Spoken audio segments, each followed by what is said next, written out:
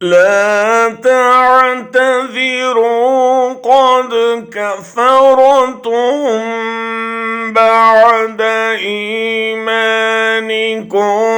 إن نعف عن طائفة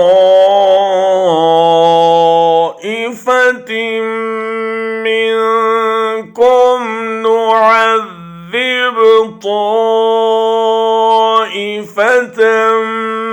بأنهم كانوا مجرمين.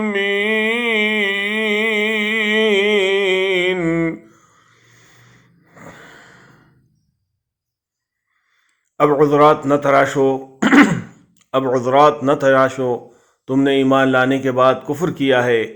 अगर हमने तुम में से एक गुरोह को माफ़ कर भी दिया तो दूसरे गुरोह को तो हम ज़रूर सज़ा देंगे, क्योंकि वो मुजरिम हैं।